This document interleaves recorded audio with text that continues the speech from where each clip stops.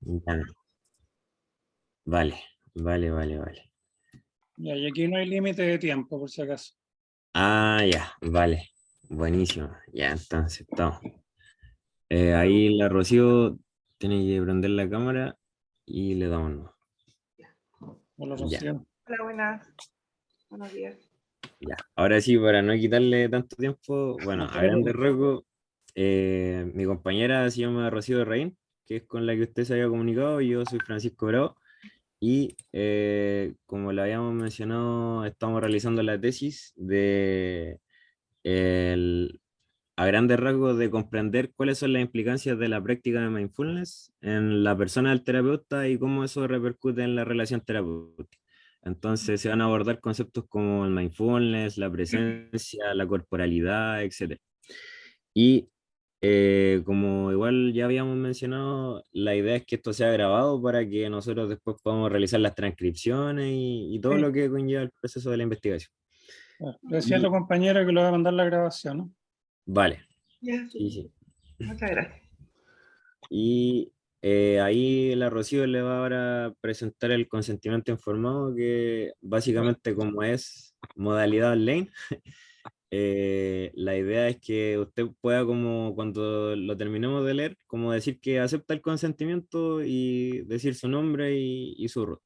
Y Ya, con eso ya quedaría como aprobado el consentimiento. obligado a ser Respaldado. Claro.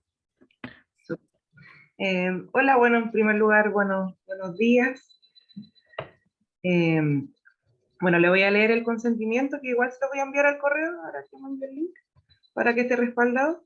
Y como decía mi compañero, en este caso, como es online, solamente vamos a necesitar que al final pueda decir su nombre, su root y que acepta participar en la entrevista. Ya. El consentimiento dice lo siguiente. Estimado, le informamos sobre el desarrollo de la recolección de datos e información para la investigación que dará lugar a la elaboración de nuestra tesis, perteneciente a la carrera de Psicología de la Universidad Autónoma de Chile, la que tiene por título Implicancias de la práctica de mindfulness desde la persona del terapeuta y su repercusión en la relación terapéutica, la cual se realiza para optar al grado académico de licenciado y licenciada en Psicología y el título profesional de psicólogo y psicóloga. El objetivo del estudio es comprender las implicancias que tiene la práctica de mindfulness en la persona del terapeuta al momento de ejercer la relación terapéutica. Es de real importancia su participación y los datos que usted nos pueda brindar. Cabe destacar que los datos que usted nos aporte serán confidenciales y solo serán utilizados por el equipo experto que trabaja la tesis, además del docente guía, los cuales serán borrados de los sistemas una vez finalizado el proceso. Gracias por su colaboración. Ya, pues estoy de acuerdo. Alejandro Celis, 5890-690-5. Vale. Muchas gracias. Incluso les pediría permiso para usar esta entrevista con mis alumnos, digamos. Claro, no hay problema. Sí. No, no hay problema. Claro, no hay nada que ocultar. Claro, No, no hay problema. no, de hecho sería un honor. Ya, para comenzar con la entrevista, la primera pregunta estaría relacionada con básicamente como temáticas del mindfulness. La primera pregunta dice, ¿cómo considera usted que se relaciona la práctica de mindfulness y la psicología en la actualidad? Bueno, lo primero, yo no estoy demasiado familiarizado con el concepto de mindfulness. Yo entiendo que lo introdujo Francisco Varela, digamos, hace unos 20 o 30 años, si no me equivoco. Pero la meditación como tal existe hace, no sé, entre 5 y 10 mil años atrás, digamos. Entonces, y yo entiendo que el mindfulness es una forma occidental de entender lo mismo, o una forma simplificada de entender lo mismo. Y les puedo contestar más bien desde la meditación. O sea, la meditación yo creo que es esencial para ejercer la psicoterapia porque, porque lo que hace es, a ver,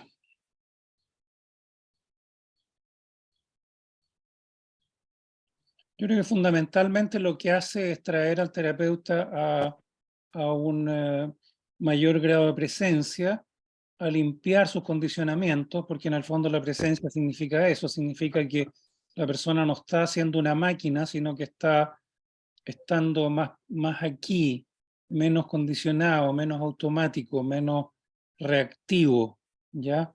Y en ese sentido, digamos, por lo menos mi corriente, que es la psicología transpersonal y también la humanista, digamos, le interesa que la persona, digamos, no sea un repetidor, que no sea una persona que esté repitiendo teorías, ¿no es cierto?, sino que esté con la persona efectivamente y esté como ser humano y con los conocimientos de terapia que tenga, pero no, digamos, repitiendo teorías, porque las teorías pueden ser muy buenas, pero cada ser humano es diferente, entonces uno está, si uno se pone a repetir lo que sabe, lo que aprendió en la escuela, no está aportando mucho. Este ser humano es distinto.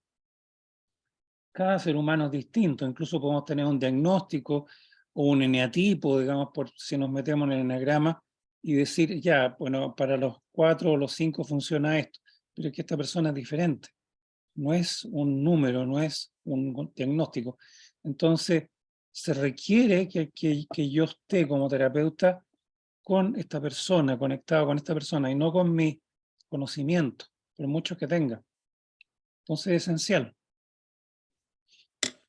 Claro. Es como de cierta manera humanizar a la persona y sacarla del piloto automático de cierta forma, para, Exactamente. para que pueda estar ahí. Vale. La siguiente pregunta dice, ¿cómo cree usted que la práctica de mindfulness contribuye a que los terapeutas sean más conscientes de sí mismos? Bueno, la meditación, y perdonen que use esa palabra, porque como les dije, no estoy muy familiarizado con el mindfulness, no es mi especialidad, digamos. ¿Me repite la pregunta? Por supuesto. ¿Cómo cree usted que la práctica de mindfulness, o en este caso meditación, contribuye a que los terapeutas sean más conscientes de sí mismos? Ok, ya. O sea, ¿cuál es la esencia de este enfoque, ¿no es cierto? Es que uno esté observándose, o sea, uno puede estar observando su respiración, uno puede estar observando sus pensamientos, uno puede estar observando distintas cosas, digamos, distintas técnicas de meditación. La más popular, por supuesto, es observar la respiración. Cuando uno hace eso, inevitablemente aparecen los patrones, los pensamientos, los hábitos, aparecen en el foco de la conciencia. Y si uno está en una actitud correcta, es decir, observando, va a tomar conciencia de todo eso. Y al tomar conciencia, está la posibilidad de cambio. Porque los psicólogos, digamos, nos hemos entrenado como en detectar, por decir, malos hábitos, llamémoslo así, malos hábitos o conductas indeseables, llamémoslo también así, y cambiarlas por otras, pero no es la idea para mí. O sea, la idea es que a través de la conciencia las cosas cambian solas. Y eso es algo que podemos verificar. O sea, no es que nos damos cuenta, por ejemplo, de un cierto patrón automático que tenemos adquirido en la infancia, ¿no es cierto? Nos damos cuenta y entonces tenemos que hacer algo para cambiarlo. No es así. Uno se da cuenta y las cosas empiezan automáticamente a cambiar. Eso es lo que se llama darse cuenta. O sea, uno de repente ve cosas que no había visto, ve patrones, ve hábitos, ve, bueno, patrones, pues y condicionamientos. En el fondo, desde chicos estamos repletos de condicionamientos, repletos de cosas que empezamos a repetir. Por ejemplo, qué sé yo, los comunistas son, digamos, el mal encarnado, o Putin es el demonio, los negros son flojos, cosas que nos enseñan en distintos lugares del mundo, ¿ya? O los árabes son terribles, son lo peor. Y ese lavado de cerebro que lo puede transmitir los políticos, los padres, los sacerdotes. El sexo es malo, esa es otra. Digamos, ¿quién nos enseñó que el sexo tiene que generar culpa? Bueno, los curas. Y nos han generado eso desde chico. Y de repente entonces empezamos a ver esos pensamientos y solo viene, ¿de dónde salió esto? Esto no es mío, yo no lo siento así, ¿ya? Y empiezan a caerse. Entonces, los condicionamientos empiezan a irse, es como que la meditación o el mindfulness, ¿no es cierto? Lo que hacen es que nos empezamos a dar cuenta de nuestro condicionamiento y con eso el condicionamiento empieza a desmoronarse. Claro. Haciendo como una síntesis, entonces sería como el darse cuenta es lo que de cierta manera hace que vaya creciendo como la capacidad de nosotros descondicionarnos de lo que de alguna manera nos transmite la sociedad. Sí. Eso detiene como la repetición automática de conductas y eso de alguna manera igual nos hace reconocer como qué somos nosotros, como diferenciar de esto soy y esto yo no quiero ser, como de alguna manera así va desarrollándose. No es ni siquiera lo que yo no quiero ser, sino que lo que no soy, porque no es Ah, una ya, decisión. Es como si tu papá te enseñó algo, por ejemplo, supongamos que tu papá te enseñó algo como nos enseñaron a todos, ¿no? O sea, los que son mayores, digamos. Suponte te dicen, mira, el golpe, suponte, ya que estamos en Chile y todo, el golpe ocurrió por tales y tales motivos, el golpe Estado.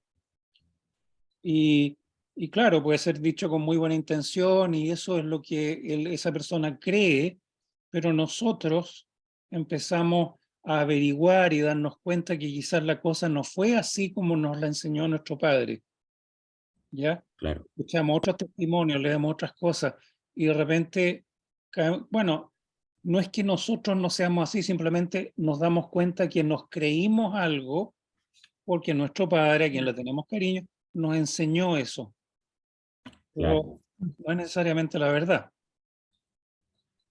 concuerdo totalmente con eso.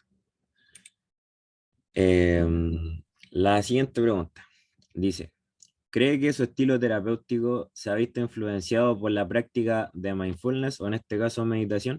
Y si es así, ¿de qué forma?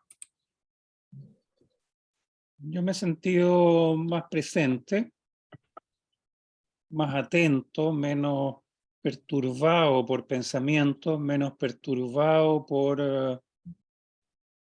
ejemplo, uno tiende, o sea, cuando uno está escuchando a una persona y de repente no sabes mucho qué hacer, no sabes qué contestarle, no como que te supera lo que te está diciendo, ¿me entiendes? Como que uno se siente, pero no sé qué decirle o no sé qué es lo correcto, ¿ya? Y te pones ansioso y empiezas a hacer tonteras. Eso suele ocurrir mucho cuando uno no tiene mucha experiencia. Bueno, eso, digamos, de alguna manera se supera porque uno no está tan ansioso por dar la respuesta correcta y uno puede esperar y sentir adentro, que es la definición de presencia, ¿no es cierto? Y ver qué surge. Y qué surge em, casi mágicamente, ¿no? Como intuitivamente, una respuesta surge que es la adecuada, pero no es la que tú habrías dado desde la ansiedad o racionalmente, ¿no es cierto? Em, Entonces tú estás más ahí de verdad con la persona, porque eso suena muy bonito, digamos, estar con la persona o ser empático, suena re bonito, pero en el fondo es como que se adquiere otro nivel de eso. Estás de verdad más ahí y surgen respuestas de ti que tú ni te imaginas, te sorprenden, porque tenemos una sabiduría dentro que no conocemos y que nunca terminamos de conocer. Claro. De hecho, igual ese es un gran tema porque, claro, suele pasar que uno como que se deja a veces llevar, por lo menos en mi caso, mucho por la racionalidad, la ansiedad y todas esas cosas, y al final, cuando uno como que ya fluye nomás, como que lo deja que salga, lo espontáneo, sale una respuesta que hasta a uno mismo le sorprende y pareciera como que uno sabía lo que estaba diciendo, pero a la vez como que fue algo que nació en el momento, ¿no? Exactamente, exactamente. Y estar abierto a eso es un tremendo avance, porque en el fondo, bueno, ustedes están terminando su carrera, ¿no es cierto? Es como que uno dice, bueno, pero ¿cómo se hace? Ya son las Sí. típicas Claro. discusiones del 5º año con los profesores. Bueno, ¿cómo se hace? Bueno, es que ¿cómo un profesor va a transmitir? Y yo hice mucha docencia universitaria, digamos, ¿cómo le vas a transmitir algo a una persona que no ha practicado? Ujú. ¿Cómo le va a transmitir que tiene que confiar? Todavía no confía, tiene que aprender a confiar en lo que tiene adentro. Interesante. Claro. Interesante porque muchas veces en la docencia, como dice usted, se recalca lo teórico, Oh, pero claro. lo esencial como de cada persona, cada terapeuta, la confianza es importante y a veces no está presente. Es esencial porque si no tú estás repitiendo teorías nomás. Y en el Claro, fondo, lo primero que yo empecé a profundizar fue Carl Rogers, digamos que fue un hombre muy extraordinario en realidad, digamos, ¿ah? Pero cuando la gente empezó a copiarlo, como a ser empático y hacer todas las cosas, hacer reflejo y todas estas cosas, ¿me entienden? O sea, en el fondo no era la esencia del tema. La esencia del tema era que yo fuera genuino, que fuera congruente. Y Rogers incluso se enojó con que hubiera una escuela de psicoterapia centrada en el cliente, porque no era lo que él enseñaba. Lo que él enseñaba era que uno fuera congruente. Claro. claro. Entonces, bueno, es una cuestión que se desarrolla con el tiempo, ¿ah? Porque en el fondo uno llega a la escuela de psicología y llega creyendo todo lo que le dijeron. Es muy raro que uno se empiece a cuestionar su condicionamiento antes, es muy Claro. escaso, y uno se lo empieza a cuestionar, bueno, cuando, en general con la madurez, digamos, o sea, cuando uno empieza a tener problemas con las relaciones afectivas y etcétera, etcétera. Y ahí Mm, empieza a darse cuenta que tiene más sabiduría adentro que lo que creía. Pero hay que hacer ese viaje. interesante. Un viaje totalmente necesario. Absolutamente necesario. Sí. La siguiente pregunta dice, ¿qué importancia cree usted que cumple la persona del terapeuta como eje de la psicoterapia? Yo creo que es absolutamente esencial, no es la técnica, es la persona. Y eso, citando de nuevo a Carl Rogers, digamos, porque él al principio, o sea, yo creo que es un hombre que fue muy reconocido en su tiempo, pero se nos olvida un poquito, como que nos fascinamos con las nuevas teorías y qué sé yo, y la escuela de no sé qué cosa, pero este hombre investigó en los años 50, estamos hablando, o sea, hace mucho rato, 70 años, digamos, investigó, por ejemplo, quiénes eran los terapeutas efectivos, ¿ya? Y descubrió que los que mostraban mejores condiciones, lo que él llamó condiciones terapéuticas, que eran más congruentes, que había una mayor comprensión empática, que había más una aceptación incondicional del cliente, eran gente que independientemente de su línea teórica, y eso es muy importante, independientemente de su línea teórica, generalmente gente que tenía más experiencia, mostraban esas condiciones. O sea, eran una persona más genuina con su cliente, independientemente que fueran conductistas, psicodinámicos, psicoanalistas, etc. No importaba nada finalmente la teoría. O sea, les podía gustar su teoría, pero a la hora de los que hubo, no es tan importante. Lo que importa es lo que la persona ha desarrollado en sí misma. Y eso yo creo que sigue siendo válido ahora también. De hecho, igual ese es como uno de los cuestionamientos por los que de cierta manera surge la tesis, porque de cierta manera en la academia siempre como que se prioriza lo teórico por sobre la persona y el desarrollo. Sí, Entonces, igual eso es como un gran tema en concordancia con lo que comenta usted. Totalmente, claro. Claro, o sea, yo cuando hacía clases en la Chile, en la Portal, en la Central, digamos, o sea, hacerle ejercicio a los alumnos en las clases era raro. Yo lo tuve que como que meter, digamos, con un poquito la fuerza. Y alguna mm, gente se sentía muy cómoda con eso y otra gente no, con hacer ejercicio, porque en el fondo lo que querían es que uno explicara. Pero uno podía mm, explicar, pero finalmente la comprensión no salía de ahí. salía de que tú experimentaras las cosas que uno estaba hablando. Claro, definitivamente. La siguiente pregunta dice, ¿de qué manera considera usted que el autocuidado contribuye en el rol terapéutico? Bueno, el autocuidado implica muchas cosas, ¿eh? O sea, implica también la meditación o el mindfulness, ¿no es cierto? Porque es un asunto de casi higiene psicológica, higiene espiritual. También, por supuesto, lo que come, si hace ejercicio, si estás agotado cuando estás, digamos, atendiendo, tienes que estar despejado, tienes que estar, tienes que ser capaz de poner atención, una atención de buena calidad, tienes que no haberte comido un pernil recién porque no vas a tener ninguna atención de buena calidad, ni estar alcoholizado, digamos. Todas esas cosas son como obvias, pero en el fondo, digamos, todo eso está incluido.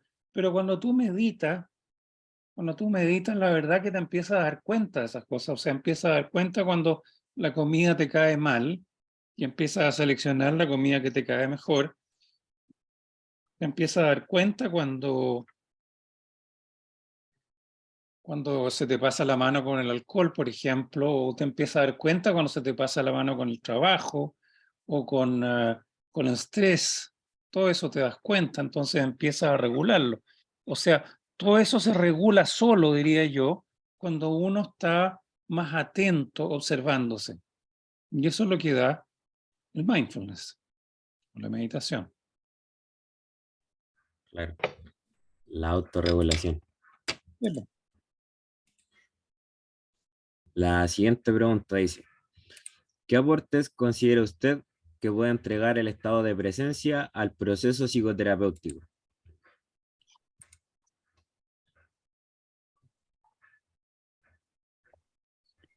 Mira, lo primero, yo creo que el terapeuta, nuevamente, no es una máquina, no es un teórico, no es yo lo veo como un catalizador de un proceso en el cliente. Y uso la palabra cliente como lo usaba Rogers, que era no un cliente comercial, ¿no es cierto?, sino una persona que viene por su propia decisión responsablemente a trabajarse.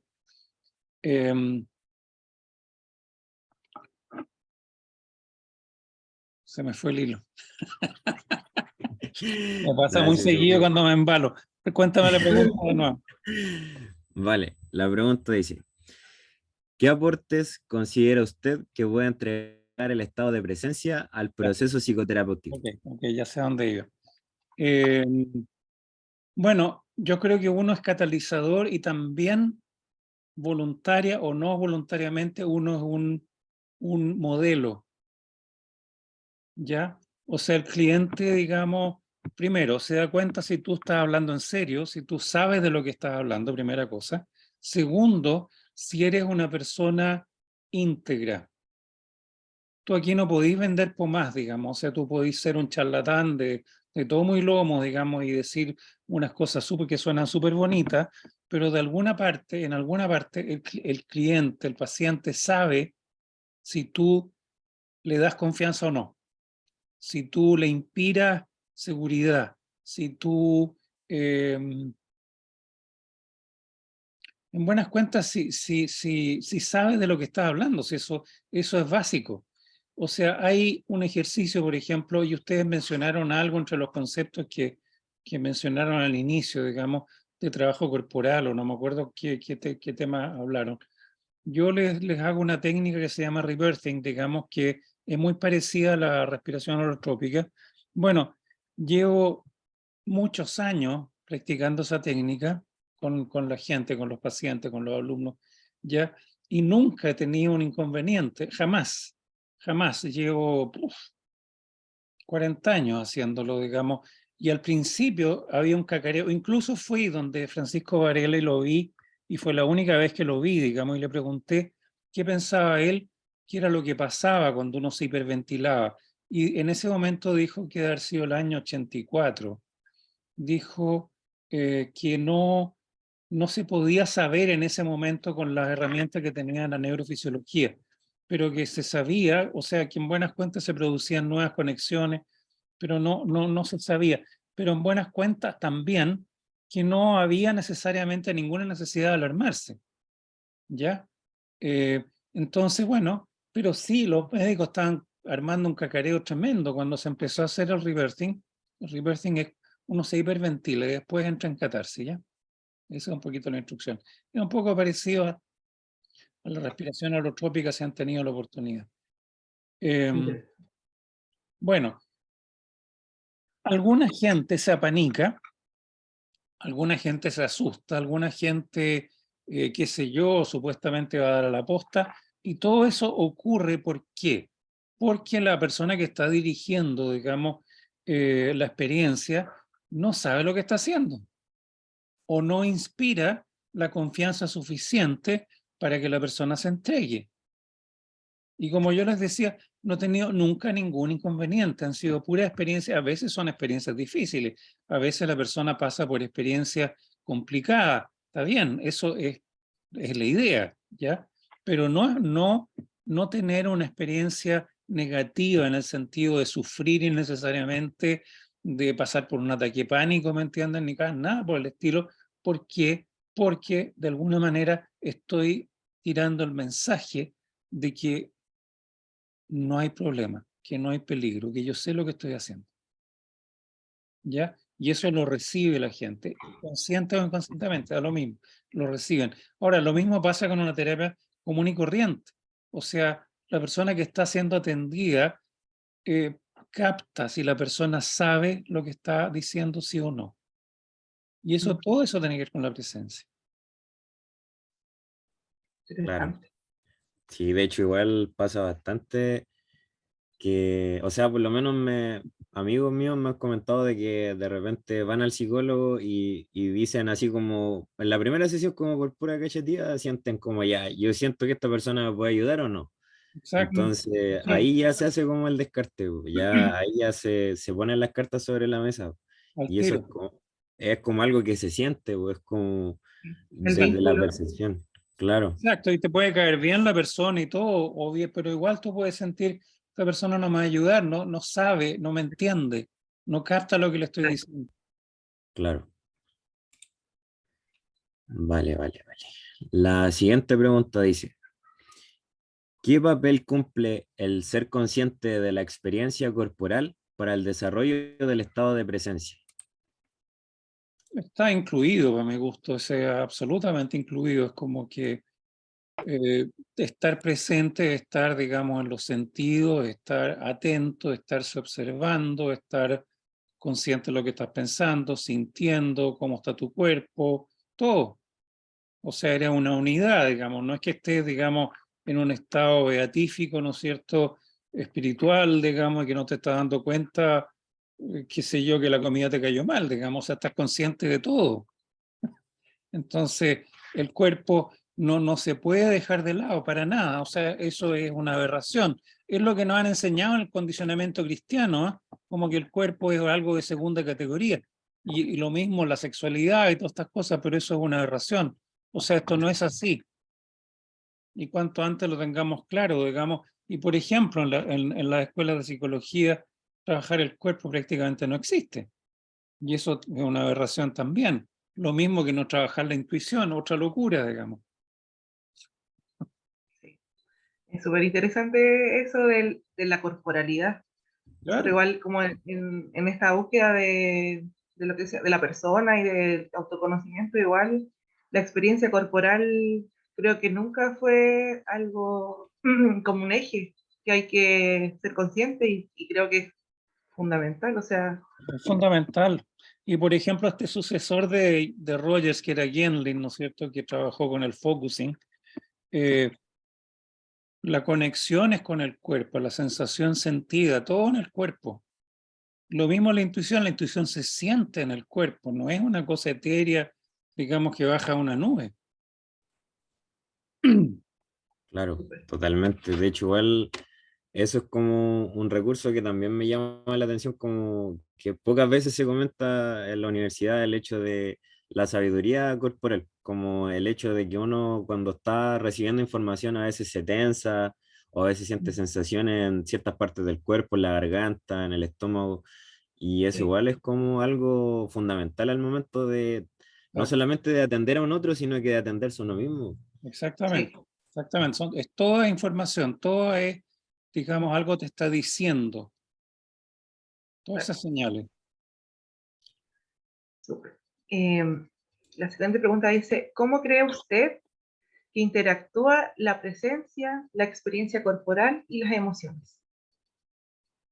Es que, digamos, la pregunta está hecha como si fueran cosas separadas y para mí es lo mismo, ¿ah? Ahora, Ujú, eh, uno cuando está presente, porque suponte, tú puedes tener una emoción que es absolutamente condicionada, ujú, ¿ya? Puedes tener, por ejemplo, qué sé yo, suponte que desde chico te enseñaron a compararte con los demás, ¿ya? Y entonces uno siente envidia o ganas o se siente mal frente a otra persona porque se siente menos. Bueno, esa es una emoción, o sea, es como una emoción que puede interferir, ¿ya? Ahora uno, en esta intención de estar presente, eh, te empiezas a dar cuenta de las cosas que son condicionadas, lo que hablábamos al principio. Entonces tú puedes tener emociones, puedes tener sensaciones corporales que no son, llamémosla, genuinas, sino que son, o sea, son reales, sí, pero no son, digamos, de tu ser, son cosas condicionadas. ¿Me explico? Yo pienso que los celos, por ejemplo, son condicionados, ¿ya? claro, Que te enseñan a sentir celos, digamos, ¿ya? ujú, Por la fantasía loca, digamos, de que la otra persona es tuya, digamos, es propiedad tuya. Eh, y eso, en la medida que uno está más presente, está más atento, está más consciente, empieza a darse cuenta de esas cosas, ¿ya? Entonces, respondiendo a tu pregunta, digamos, la presencia todo el rato está, eh, llamémoslo, purificando lo que es real de lo que no. Mm, Ahora, lo que es real de lo que no incluye sensaciones corporales, emociones, de todo, pensamientos también, digamos. claro, claro, totalmente. interesante esa, ese complemento. Sí, de hecho, igual Porque, el tema de los celos me llama mucho la atención, como, Sí, claro, al final igual muchas veces pasa que como que uno, cuando es más chico sobre todo, como que los celos como que te lo inculcan, así como, claro, como ¿por qué no vas a tener celos si esta persona está haciendo esto? Así exacto, como claro, que esto debería causarte esto. Entonces, al final uno como que se programa con eso. exacto. Y no es que uno no lo sienta, ¿ah? No, no es por ujú, decir es que los celos son condicionados, que uno no lo siente, uno lo siente, son Claro, terribles. Pero el asunto es que empieces darte cuenta claro. que no tienen nada que ver con la realidad, pues. Y claro. ponerle quizá ese nombre de celos limita el ser consciente porque uno dice, ya esto que siento son celos. Pero si uno como que rompe esa barrera, empieza a ver qué es lo que siento, miedo, dónde Exacto, lo Claro, siento, entonces como exacto, que es una barrera igual, que uno tiene que exactamente. ir como, Es como conformarse con la etiqueta, digamos. claro, y como esto claro, lo siento, ya lo dejo ahí. Claro, Pero si uno no lo digo. como que lo rompe y dice, ya Son que el legítimos, miedo, ¿no? claro, claro. Soy tiene un celoso, nombre, ¿no? Claro, Claro. esa es la cosa. No voy a soy cambiar celoso. tampoco. No, yo nací así, mi personalidad es así. Claro, claro, no es así. Si no es darle la vuelta, es como Claro. quedarse ahí en el sentido. Em, la siguiente pregunta dice, ¿cuál es la importancia que le otorga usted al fenómeno de la presencia durante el desarrollo de la relación terapéutica? Bueno, ustedes me están haciendo muchas preguntas que son bien parecidas, la verdad. O sea, yo Sí. voy a repetir, pues. O sea, Claro. Ujú. Sí. yo creo que es esencial de nuevo, digamos, porque yo creo que es más importante que lo que tú hayas aprendido en la universidad. Ujú. Miren la locura que estoy diciendo, pero es que es así. O sea, yo creo que la universidad no es un ejercicio inútil, ¿ya? No estoy diciendo que uno pierde el tiempo, pero Claro. uno tiene que empezar a darse cuenta de lo que le sirvió o lo que no. Yo creo que la universidad te da un marco, te da como una forma de mirar las cosas, de ser más serio, de ser más responsable con lo que uno está haciendo, digamos, porque en este minuto hay gente que se dice terapeuta, que no es psicólogo, digamos, y que, qué sé yo, aprende una técnica bonita de una parte, qué sé yo, y empieza a sentirse rey de la terapia, digamos. Yo creo que los psicólogos tenemos por lo menos una formación que nos hace tomar la cosa un poquito más en serio, pero igual, a la hora de los que hubo, la presencia es más importante, ¿ya? Y conozco gente, digamos, que nunca pasó por la universidad, que puede estar absolutamente presente también, ¿ya? No es que la universidad garantice, o el título de psicólogo garantice, pero, digamos, hay una prioridad de desarrollar ese estado antes que los conocimientos. Es más importante. Yo prefiero ser psicólogo, sinceramente, ¿eh? Que no serlo, digamos. Pero, digamos, yo sé que esto es prioritario. Súper. Igual es súper importante porque yo ahora, o sea, nosotros lo vemos ahora que ya estamos a punto de ya estar frente a pacientes, clientes, a personas y a desarrollarnos, que es necesario verse uno, o sea, como no salir y decir, ya ahora, ¿cómo lo aplico? Porque Claro. igual uno genera el rol de terapeuta, pero también estamos nosotros, entonces, ¿cómo no hacemos, como reducimos esa incoherencia entre las dos partes? Y somos Claro, uno, y como al nosotros. principio es natural que uno esté inseguro, pero no importa, uno tiene que confiar con lo que tiene. Claro. Que tiene. Por supuesto, en 10 años más supongo que tendrán algo más en base a su experiencia, pero lo que tienen ahora es valorable, es lo que tienen, y con eso se puede ayudar. Claro, súper. Bueno, en relación a un poco a lo mismo, seguir con la presencia, ¿cómo cree que se relaciona con el despliegue de las habilidades que va generando el terapeuta durante la psicoterapia?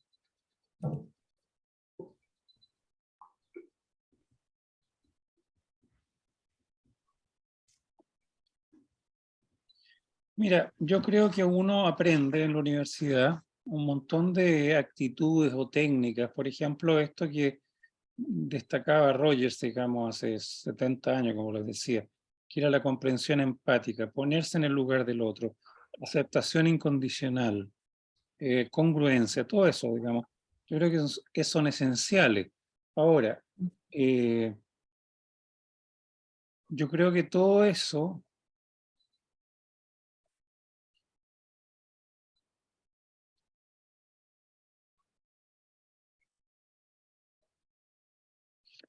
de alguna manera surge solo. O sea, uno lo tiene como trasfondo, ya uno lo aprendió, uno aprendió que no es tan importante, por ejemplo, tu propia experiencia en la relación con el otro, que esta persona te trae algo, trae un mundo. Por ejemplo, yo puedo decir, ya, tú te va a hacer muy bien hacer, ¿no es cierto?, meditación, digamos, es la raja, qué sé yo, es muy bueno, tenéis que hacer meditación. Bueno, pero la persona puede venir a otra cosa, puede no servirle eso, puede no estar interesado, puede no tener ninguna inquietud por ese lado. ¿Me entiendes? Como tú le habláis del mindfulness y ¿qué es esa cuestión? ¿Me entiendes? O sea, como, o sea, o sea, lo que a uno le enseñan en buenas cuentas en la universidad es que tienes que ponerte, por lo menos en algunas tendencias, que tienes que ponerte en el lugar del otro, validar el marco personal del otro, ¿ya? Y eso es como un recordatorio, porque tú estás, digamos, en tu presencia, ¿no es cierto? Diciendo, bueno, tengo que decirle tal cosa o tengo que transmitirle este mensaje que me viene, digamos, ¿ya? Como desde mi profunda intuición. Bueno, pero tienes que preguntarte también si es que es apropiado para el otro, si es que esta persona quiere escuchar eso, si está interesado, si es lo que es lo que vino a buscar, digamos. ¿Me entiendes? Y ahí, digamos, entonces tú en tu presencia tú te das cuenta porque tienes, me estoy enredando, pero tienes este marco que te enseñaron, estás presente y tú ahí priorizas qué es lo que haces, qué es lo que no, Y eso está dado por lo que te enseñaron en la universidad, las actitudes. Actitudes, Claro. o qué es lo que es importante, o dónde poner atención, o dónde estás, hay transferencia contra transferencia y todas estas cosas que te enseñaron. Igual, y estás más atento a esas cosas, porque esos no son conocimientos ociosos, sirven. O sea, Claro. está la presencia y estas cosas están en el trasfondo. Súper. Poco sacarlo desde lo teórico y hacerlo parte. Sí, pues, pero lo tienes ahí y eso es bueno tenerlo. O sea, que a ti te hayan dicho que es bueno centrarse en el marco personal del otro, por lo menos lo que dice Rogers, ¿no es cierto? Es importante, es súper bueno, porque es un recordatorio de que tú no eres lo importante es el otro, lo que esa persona trae. Ahora, tú tenés que Claro. considerarte también, porque tú no puedes estar solamente al servicio del otro, tienes que considerar lo que tú eres también, lo que tú puedes aportar, ¿ya? Pero en función de lo que quiere el otro, lo que necesita el otro. Claro. Bueno, siguiendo esta misma línea como con el paciente o con el cliente, dice: ¿qué beneficios puede visualizar usted para usted o para el cliente el establecer esta relación terapéutica desde la presencia? ¿Qué beneficios puede ser desde el terapeuta o para el cliente? Mira, yo creo que cuando estamos presentes como terapeuta nos beneficiamos los dos. O sea, el otro está recibiendo algo que es más genuino, que es más desde lo que yo puedo aportar de verdad. Está viendo a una persona que está más atenta, que está menos maquinal, menos automática, menos teórica, menos desde este rol de terapeuta, ¿ya? Y cuando yo estoy presente, me beneficio yo también, ¿ya? Porque en realidad yo estoy aprendiendo junto con el otro, y no lo digo así como porque suena bonito, ¿ah? Pero de verdad Claro. a mí me hace muy bien trabajar con gente. O sea, sobre todo en grupo, me encanta. Me encanta trabajar con grupos porque cuando estoy presente, digamos, o sea, es como que me nutro. Es Claro. como que lo que empieza a pasar ahí es fantástico, es una cosa muy nutritiva para todos, Ujú. incluyéndome. Súper. Igual siento así que el aprender o estar como ver al otro y escucharlo es como nutrirse, como aprender Claro, es bonito. absolutamente. Ahora, cuando tú tenés Mm. muchos años de experiencia, como me pasa a mí, de repente alguien en el grupo menciona un tema que tú has escuchado 100 veces ya. ¿Me entendés? Claro. O sea, Claro. y uno tiende a decir, oye, ya, o sea, como que ya vamos a sacar la receta que está premiada, ¿me entiendes? Que está aprobada. Pero si estás presente, no puedes hacer eso.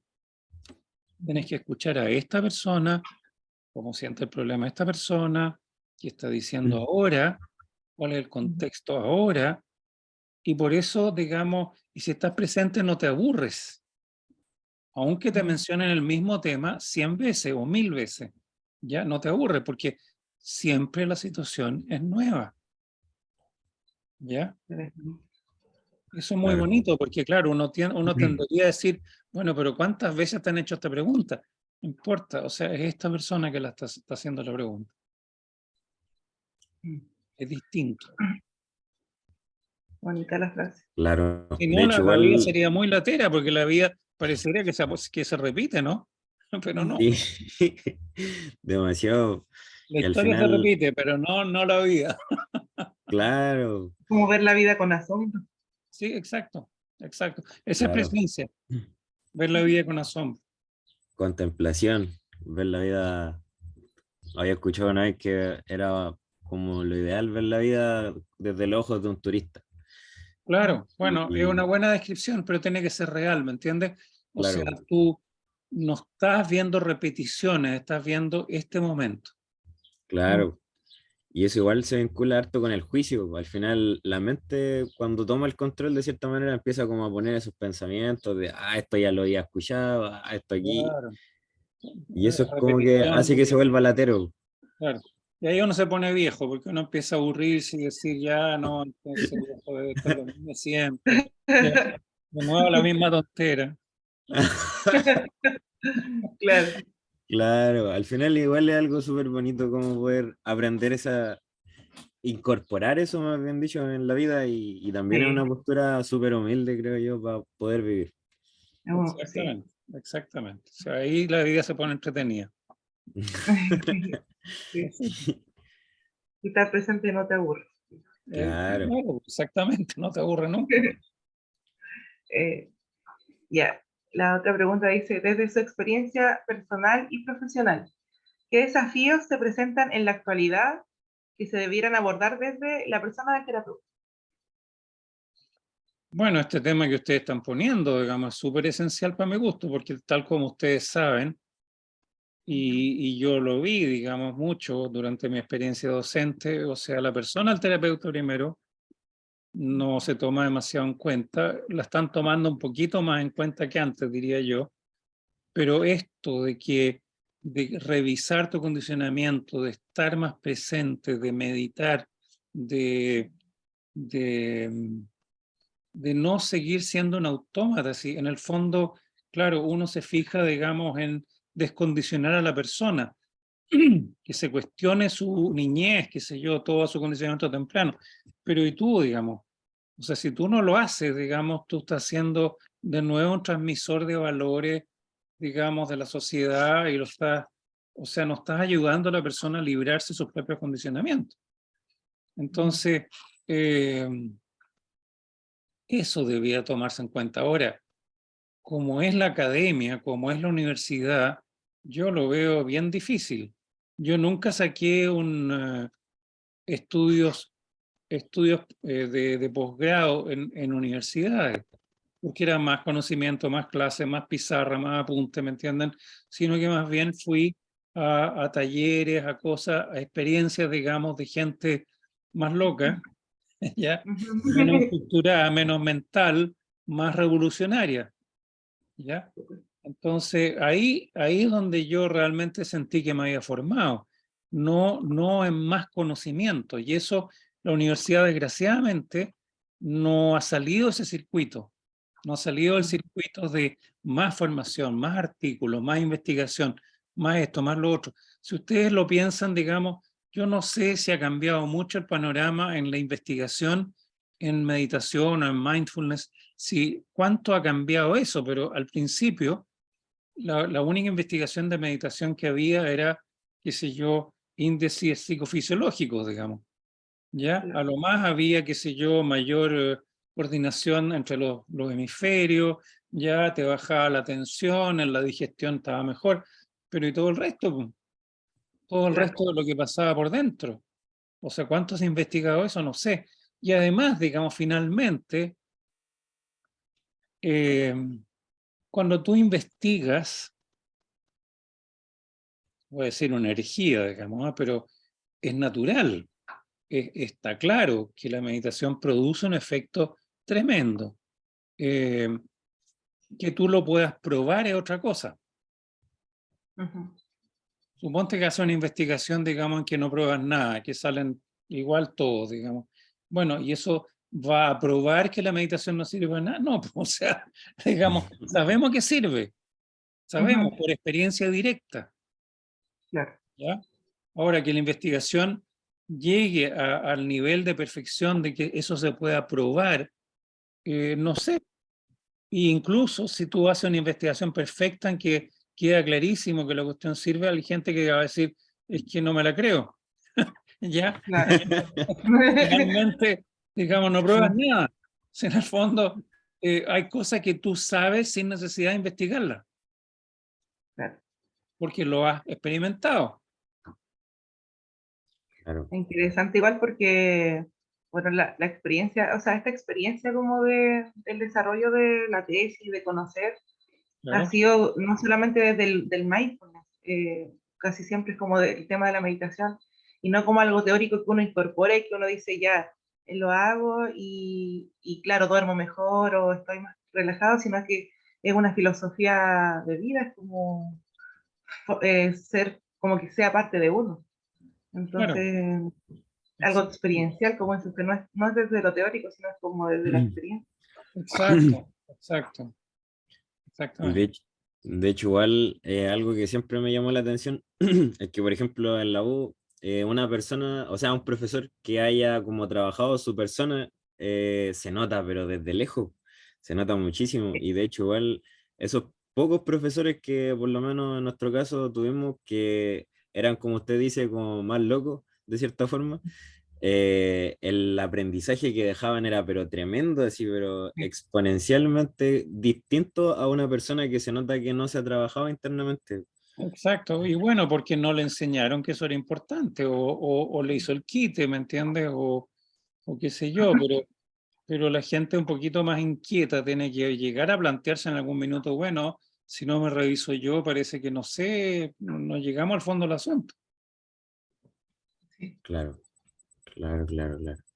Y de hecho, igual otro comentario que me nace es que, por ejemplo, el tema del narcisismo, eso igual es algo que se ve muchísimo en la sociedad en general y en la universidad también.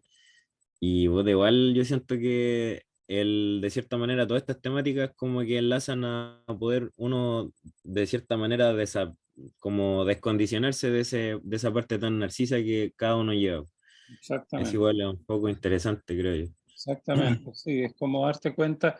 Mira, es una cosa doble, ¿ah? Porque por un lado tú te empiezas a valorar, ¿ya? Y eso es importante. Y por otro lado, dejas de sentirte el centro del universo, digamos, ¿me entiendes? Entonces, es una cosa doble. O sea, no es Claro, que uno se anule y uno diga, no, ahora soy humilde, digamos, y no importo nada, y soy un minúsculo, ¿me entiendes? No, no es eso. Tú te valoras y te valoras mucho, mucho más que antes, porque lo que nos enseñan cuando chicos es a no valorarnos nada, ¿me entiendes? Ahora, claro, y eso se confunde, ¿me entiendes? Con que si te va a valorar, entonces te sentí el hoyo el queque, como se dice, ¿ya? Pero no es así, pues. No es el hoyo el queque. Era una persona, era la persona más importante para ti, claro, ¿ya? Claro, Pero, digamos, no eres más que los demás. claro, claro, Y esa es una distinción muy como, importante, porque el narciso se siente más importante que todo. Yo claro, soy el foco del universo, digamos, ¿ya? totalmente. Ya. nuestro profe de tesis siempre dice, de repente el ser consciente de uno mismo tiene el contraste de cuando te entregan la jineta de poder de ser psicólogo, el poder, la jineta de decir soy psicólogo. Entonces ahí igual es el poder de ser psicólogo, igual es como un arma de doble filo, porque claro, uno tiene los conocimientos, pero igual se genera esto del concepto que limita, de no ser consciente y darse esa vuelta, igual me hace sentido Claro. con lo que dice.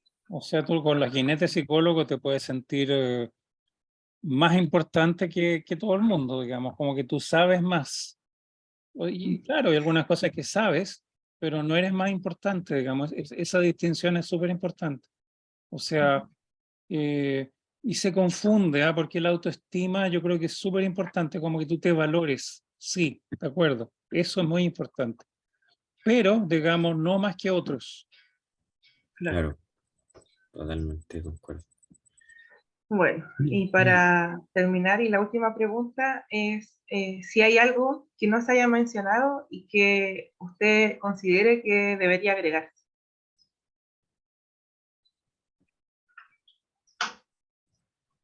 Yo creo que inevitablemente es posible, digamos, que uno, por lo menos yo, antes que, a ver, no me acuerdo si fue que fue primero, ¿ah? Como la búsqueda espiritual, digamos. O sea, yo creo que se mezcla mucho. Si bien el mindfulness se enseña como una técnica, digamos, tal como yo aprendí, lo primero que aprendí fue meditación trascendental, el año de la pera, ¿ya? Eh, y se enseñaba como una técnica, pero igual uno tiende a preguntarse cosas más profundas cuando entra en este tipo de técnicas, como a tener más inquietudes más profundas. Y yo creo que eso está bien.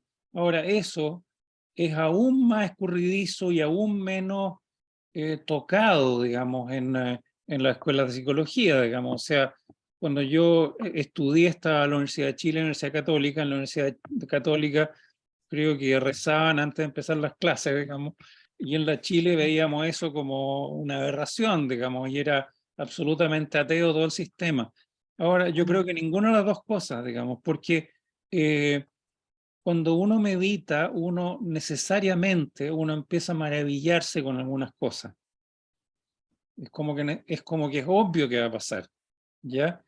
Y esas respuestas, digamos, del contacto con algo que a uno lo asombra, lo maravilla, uno tiene que buscarlas por su cuenta. Ojalá no en la religión establecida, porque la religión establecida nos ha engatusado y engañado de lo lindo, digamos. Y estoy hablando de todas las religiones, no solamente de la católica. O sea, porque nos han enseñado un dogma. Ujú. Y ahí uno tiene que investigar y validar su investigación. Validar lo que uno descubre, lo que uno empieza a creer o no creer. Porque, por ejemplo, en los gringos, a un candidato presidencial le preguntan, bueno, ¿crees en Dios o no crees en Dios? Digamos, y si no crees en Dios, pero el demonio, ¿ya? Mm. Y realmente creer en Dios o no, la verdad que para mí no importa nada. O sea, porque cuando están hablando, ¿crees en Dios o no? Se están imaginando un caballero arriba de una nube, digamos, y yo no creo en eso. O sea, pero cada uno cree en su propia experiencia, en lo que ha experimentado, y tiene que validar eso. O sea, alguien puede haber tenido una experiencia bonita en un bosque, otro lo puede haber tenido en una iglesia, otro puede haber tenido, qué sé yo, con la pareja, ¿me entienden? O sea, pero todos empezamos a tener experiencias maravillosas y tenemos que empezar a validar lo que eso nos muestra. Y a eso yo lo llamo espiritualidad, digamos. Interesante. Igual es una súper bonita forma de ver este concepto de la espiritualidad. En definitiva, es como ser curioso por la vida Curioso. Mm. y buscar, encontrar de cierta manera validación en esas curiosidades que nosotros tenemos. Exactamente. Y no quedarse con las respuestas fáciles, digamos. Claro, Igual sentirlo, igual me nace como lo escucho, es como sentirlo. Es como ser curioso, pero de repente hay cosas que uno las siente más que otras, como, son como pistas. Pistas que dan igual más ganas de exponerse a eso, de buscar más, pero en ese camino es como las pistas de la curiosidad, uno las siente, realmente las siente, Y no lo que- desde lo que te dice, sino desde el cuerpo. Exactamente, exactamente. Y eso es lo que hay que creerse. O sea, hay que creerlo y validarlo, digamos. Lo que tú empezás a sentir. Mm, claro. bueno, Porque por lo general siempre como que la gente parte como dejando de lado el sentir en el inicio de la vida, así como, no, pero esto no tiene mucha importancia, así, como que no lo puedo comprobar, ya, no sirve. claro. Pero, Es que no es por el método científico esta cuestión. claro,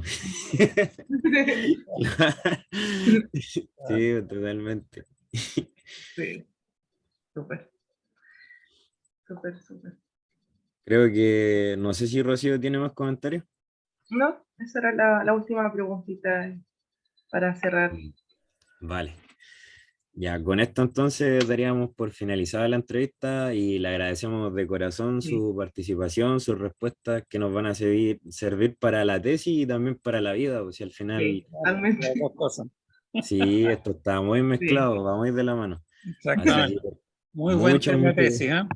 sí, Saludos a ya, tu muchas gracias. profesor, que no lo conozco, pero qué bueno que él apoyó un tema como este. sí, totalmente. De hecho, se lo agradecemos igual al profe de corazón que nos apoyó el tema porque Exacto. igual no es un tema que muchos profes quizás le darían como Para nada. chance. Sí, bo. Para nada. Él igual venía, siempre nos menciona este de la Portales, que creo que usted igual la mencionó. Ah, Igual ya. tenía, Él era de la tenía, Portales. Sí, sí, Ahí enseñé más de 10 años, digamos. quizás lo conoce. sí, Sí, se llama Eugenio Miquel. Ya, ok, ok. Sí, Sí, no me por si acuerdo de él, acaso. pero nos debemos haber cruzado por ahí. sí. Claro, en algún momento. Por ahí salieron esas, Esas cosas. Esas uniones. esas Claro. uniones. del más, universo. más curiosa, más curiosa. Claro. Muchas Y gracias. Igual Un gusto, quería ¿eh? sumarme a las gracias y gracias por la experiencia, gracias por el aporte y por el tiempo. Así que claro, se agradece. Gracias a usted. totalmente. Les mando la grabación. Ya, Vale, súper. Muchas mucho. gracias, que esté bien. Chao. Chao. Que bien, un gusto.